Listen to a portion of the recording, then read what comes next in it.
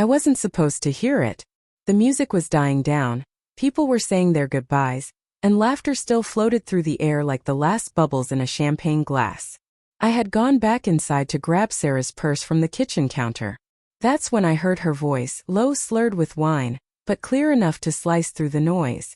"I just can't keep pretending with him anymore," she said. My feet stopped mid-step. My first thought was she's talking about work again. She'd been complaining about her boss for months. But then another voice answered, deeper, softer, and far too intimate. "You'll tell him soon, right?" It was Mark, my best friend. The purse nearly slipped from my hand. There was a pause, that quiet, loaded kind that fills every space with meaning. "I don't know," Sarah whispered. "He's good. He doesn't deserve this. But when I'm with you, I feel alive again. I can't explain it. Alive again." Those words hollowed me out. I didn't confront them then.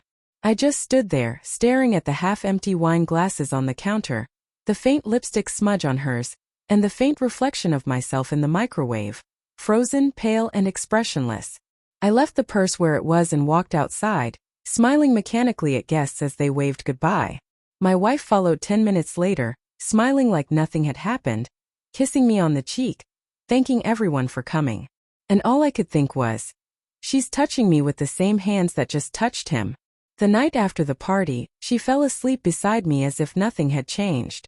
I stared at the ceiling, replaying their words, analyzing every detail of the last few months, the late yoga classes, the sudden need for space, the new perfume she wore only on Thursdays.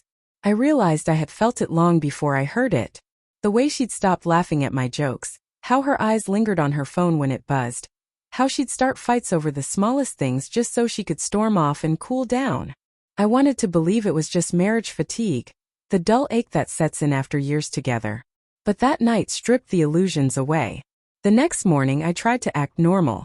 I made coffee, packed her lunch, even kissed her forehead before she left.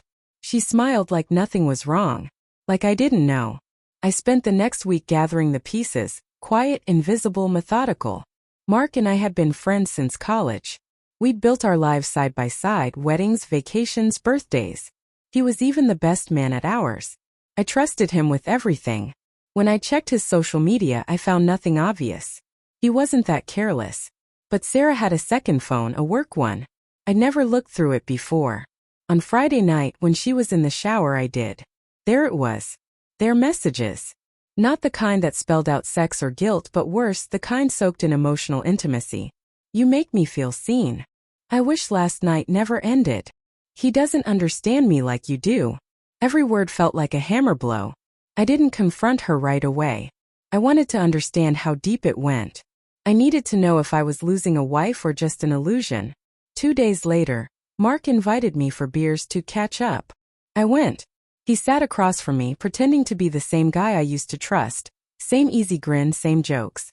He asked about Sarah, about work. I kept my tone even, pretending I didn't know. Halfway through I asked him, "You ever regret something before it destroys everything?"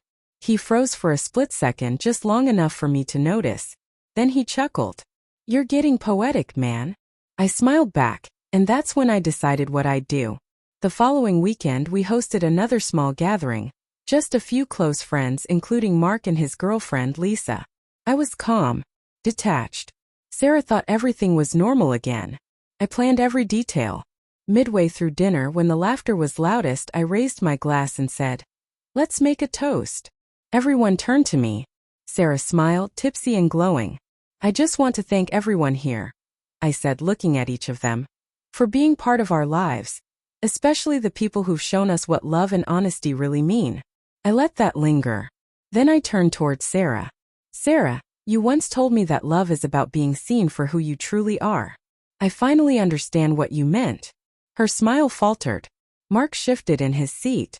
I pulled out my phone, tapped once, and the Bluetooth speaker on the counter came alive, playing the voice recording from that night. Her voice. His voice. The words. The room fell silent.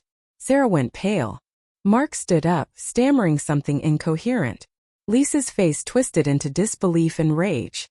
"I didn't plan this to humiliate you," I said quietly, looking at Sarah. "I just wanted everyone to finally see you, the way I do now." Then I left. She tried to call for days afterward. I ignored them all. Eventually, she came by to pack her things. She cried, begged, said it was a mistake, that it didn't mean anything. But it did. It meant that every moment, every memory we built, had been quietly poisoned by a lie. I let her speak. Then I simply said, "You made me invisible in my own marriage. There's no coming back from that." She left with a suitcase and a face full of tears. I watched from the window until her car disappeared down the street. That was 6 months ago. People say time heals everything. I don't think it heals. It just dulls the sharpness of the wound. You learn to live with the scar. Sometimes, late at night, I still hear her laugh in my head, the one that used to make me feel like the luckiest man alive. Then I remember how easily that same laugh hid betrayal. I don't hate her anymore. Hatred keeps you chained to the pain. I'm just empty now. But maybe that emptiness is a kind of freedom, a space where truth finally lives. Because the moment I overheard that secret, my marriage didn't end. It simply revealed what it had already become. A performance waiting for the curtain to fall. And when it finally did, I didn't just lose my wife. I found myself.